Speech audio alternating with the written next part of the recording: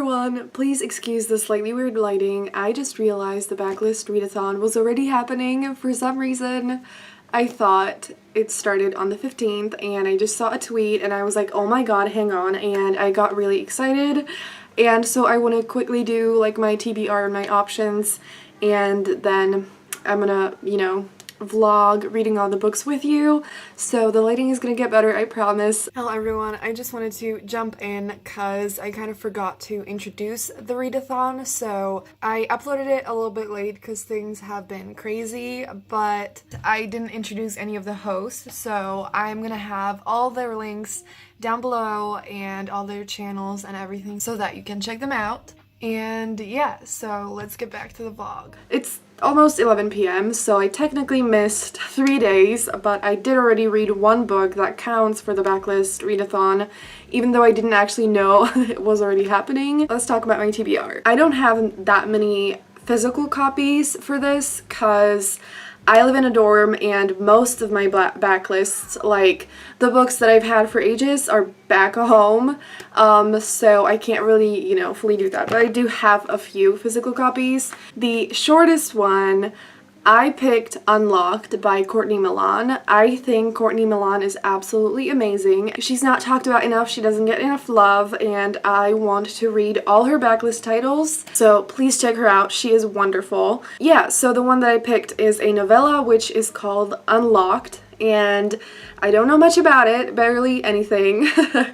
It's like 140 pages, and I don't need to know the plot, honestly, so I'm just excited, and I found it on Scribd, so I was just like, this is perfect. All the books that I mentioned are going to be linked down below to Goodreads so that you can read more about them or add them to your TBR or anything if you're interested. The second challenge is a book that is really intimidating. So I have two options, and both of them have similar reasons of why they are intimidating.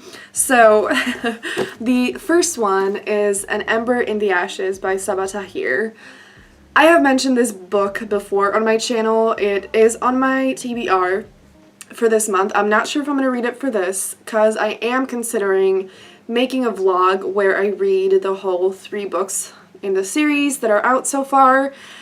So that wouldn't really mix well with me doing this video right now, so I'm not sure, but I'm terrified of this whole series because everyone loves it, and so I desperately want to read it, but everyone also says how Sabaa Tahir, is really cruel to her characters, and so I'm not ready for this, but like I need to read it, and yeah. And then the second option that is more likely for me that I will read is Written in the Stars by Aisha Saeed, and this book is about a girl who falls in love and she's forced into a marriage. So it's a really hard-hitting, important, but quite difficult to read story because it's heartbreaking and it will make me cry, and I've been really scared, but I feel like I might be able, hopefully, to handle it, and plus it also counts for the Blue on the Cover challenge and the Diverse Book challenge. Then for the recommendation challenge, that is the book that I have already read, and that is The Forbidden Wish by Jessica Curry. This also has Blue on the Cover, so technically I've already achieved that challenge, but I have so many more blue books for that. I'm not going to talk too much about this because I actually read it for a video that I'm hopefully going to put up sometime pretty soon. This is a retelling of Aladdin, and it's basically like if Jasmine was a genie, and it is incredible. I literally am absolutely speechless just like thinking about it, and I finished reading it yesterday, and I don't even know. I'm incapable of expressing myself clearly because I just loved it so much that I can't find the right words, but it's beautifully written. It made me cry, and it's just so beautiful, and it's such a beautiful and powerful and incredible love story, and just like, please read it, I'm begging you. It's absolutely incredible. Yes. Also, pretty much like every book that I add to my TBR is a recommendation from either someone that I follow on Goodreads or other booktubers. So the next challenge is read a book that you're like most excited for. This could be a lot of things, but the one that I picked is Secrets of the Summer Night by Lisa Kleypas, and this is the first book in the Wallflower series, and everyone adores this. I have heard so many people that read historical romance talk about this series, and I got super excited. It's also on Scribd, and I'm just like... The next challenge is a diverse book for which I have Children of Virtue and Vengeance by Tomi Adeyemi. So I have been trying to read this for a while, and I saw some not so great reviews and I got scared, and then, you know, I didn't read it, but I absolutely loved Children of Blood and Bone, and I miss the characters and I just really want to read it, so hopefully I will. Then I have 4 books for the last challenge, which is to read a book with blue on the cover. So the first one is The Red Pyramid by Rick Riordan. This is the first book in the Kin Chronicles series, and this is the only series by Rick Riordan that I haven't read, and I've been meaning to, and so it's perfect for this. I have the audiobook of that. The next book is Played Again by Aidan Wayne, and this one I don't know anything about, but it's blue, and it's I think a male romance, and this was also recommended to me, and it seems like it could be really fun and quite quick to get through. It has 288 pages. The next one is Fix Her Up by Tessa Bailey.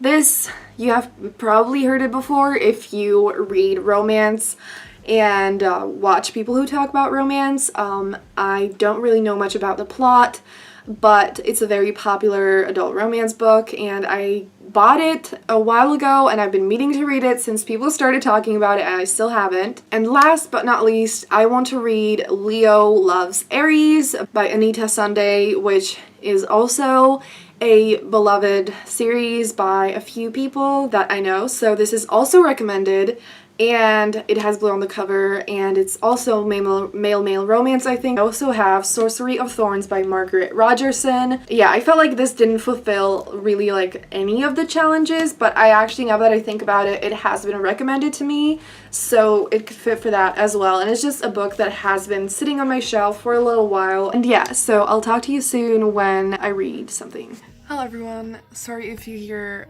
some noise from outside. People are being really loud even though it's almost midnight. I haven't read that much. I made some progress with Secrets of a Summer Night by Lisa Kleypas, and I think I'm in like 10% maybe, around there, so not super far. It is not perfect. There are a few things that are a little bit problematic, but it was written in like 2003 or 4, so it's really old, and I don't think the author wanted to do, you know, anything like bad and didn't mean anything bad by it. Other than that, I'm really enjoying it. So in case you don't know anything about the book, I don't think I mentioned anything about the plot earlier. It's basically a group of 4 girls make a pact that they will help each other find husbands. And the first book starts with the oldest one of them, who is 25, and her family is broke. They're not really in a good place financially, and it's just getting worse. And so she feels like she needs to find a husband as soon as possible, not only because she feels like she is too old not to have a husband, and because of the financial pressure. Again, some issues, but it is enjoyable. I am interested, and I just really wanted to read like a chill, nice book that doesn't require any thinking.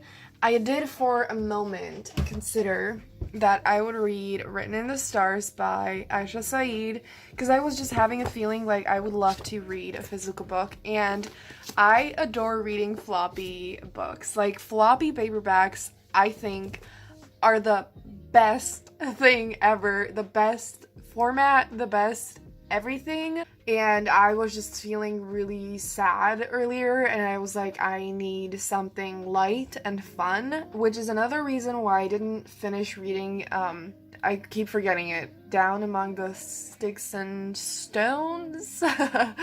I might have said that completely wrong, but I listened to the audiobook a little bit and it's cool. It's really interesting and the world is cool. But again, it's really dark and I don't love the feeling. Books give me at least like the first two so far. It's not that it's bad, but I don't fully vibe with it, and to me it's not like a feel-good book at all. It is Friday, 3:22 p.m. and I am completely free today. I just want to focus on reading and just chilling and trying to take care of myself and just like relax. And so I haven't read that much today because I'm trying not to put too much pressure on myself even with reading, and you know, obviously I want to read but I don't want to force myself.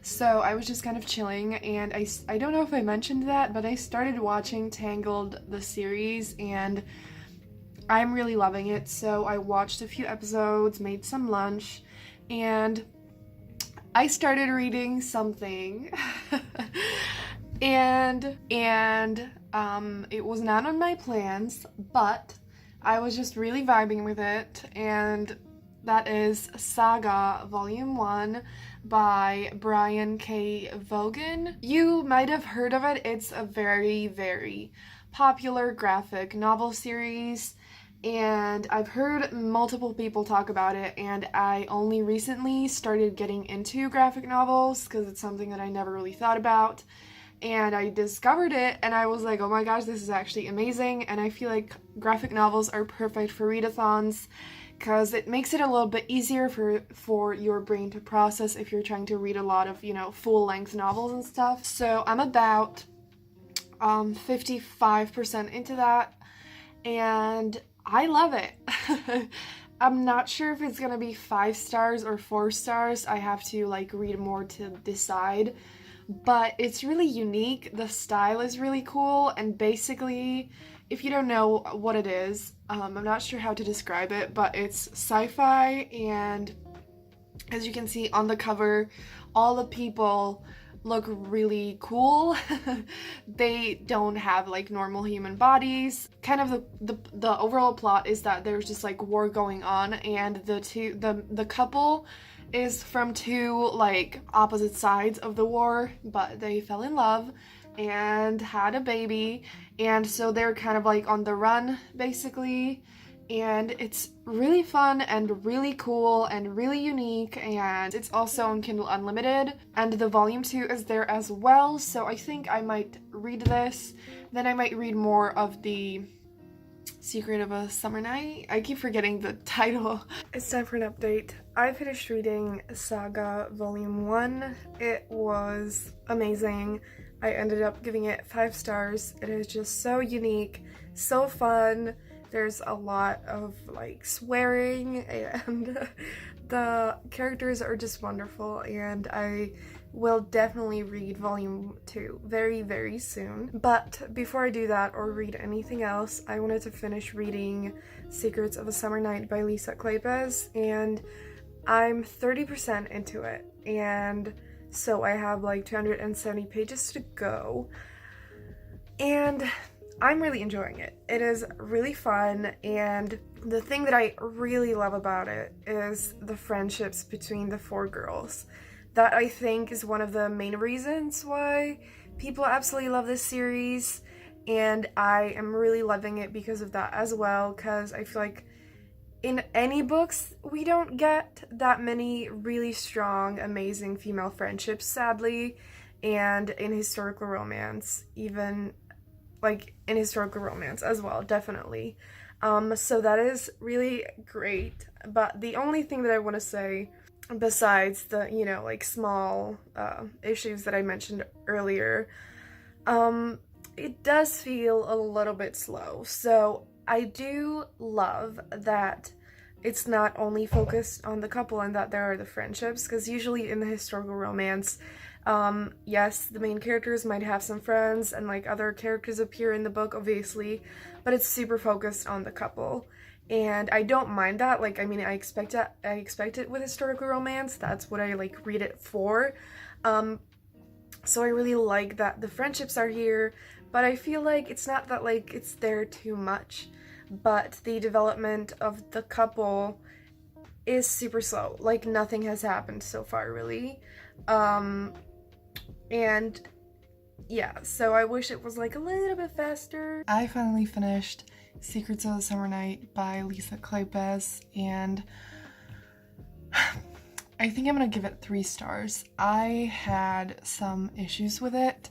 Like I said earlier, there are some like kind of problematic things in it that I don't think was the author's intention, but they're there, so that was that. But then at the same time, the pace was really weird, and the book would have been so much better if it was like 300 pages instead of almost 400, because I felt like the beginning could have been a little bit like quicker, and then the ending dragged on quite a lot as well.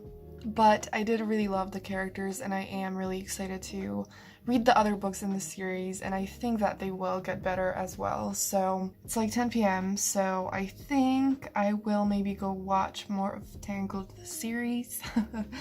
And I will probably go read Saga Volume 2 as well, and then tomorrow I'll start another book. So I wanted to end this vlog here because it's way too long, so it's going to be divided into 2 parts. Again, things are a little bit crazy, so I'm not sure if I'm going to manage to put it up tomorrow or after tomorrow or when, but it's going to go up eventually. So yeah, if you enjoyed it, please give it a thumbs up and subscribe for more videos like this, and stay tuned for part 2. And yeah, have a great day, and I'm gonna see you soon in another video. Bye!